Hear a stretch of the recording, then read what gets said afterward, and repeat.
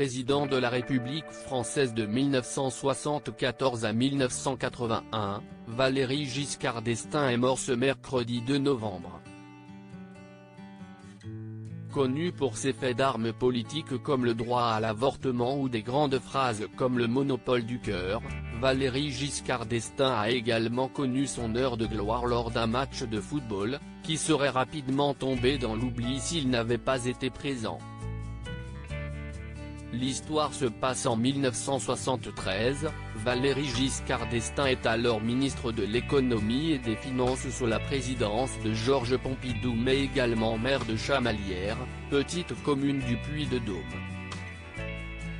Le 3 juin 1973 est organisé à Chamalières un match de football opposant des commerçants locaux aux élus municipaux de la ville. Et si ce match attire 3000 personnes au stade, si est-il bien parce que l'équipe des élus compte dans ses rangs le ministre Valéry Giscard d'Estaing. Raconté au JT de 13h le lendemain, le match en lui-même ne restera pourtant pas dans les annales, les deux équipes se quittent sur un score de parité 2-2, Valéry Giscard d'Estaing inscrit un but que le gardien n'avait sûrement pas envie d'arrêter grâce à un pénalty généreusement accordé par l'arbitre. Ce qui frappe, si est de voir un ministre qui dispute un match de football comme n'importe quel joueur, image qui détonne avec la fonction. Valéry Giscard d'Estaing n'appréciait pourtant pas particulièrement ce sport et ne le pratiquait pas souvent si on en croit les images du match. Pourtant, ces mêmes images sont très représentatives du visage qu'il souhaitait montrer à l'époque, lui qui sera élu président de la République à 48 ans seulement, un an plus tard.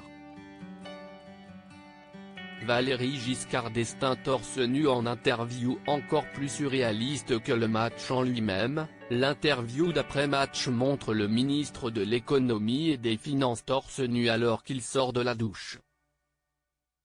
Valéry Giscard d'Estaing explique qu'il a été frappé par la qualité de la ligne d'avant des adversaires. C'était un match assez dur, il y a eu des heurts mais c'était très correct. Quand le journaliste lui parle de son pénalty qui permet à son équipe d'obtenir le match nul, il déclare « Nous ne voulions pas nous faire enfoncer. Il fallait quand même qu'on marque des buts de part et d'autre parce que sinon on aurait cru que nous n'avions pas joué dans un esprit sportif. Si l'histoire oubliera sûrement ce match, la ville de Chamalières elle, s'en souviendra longtemps.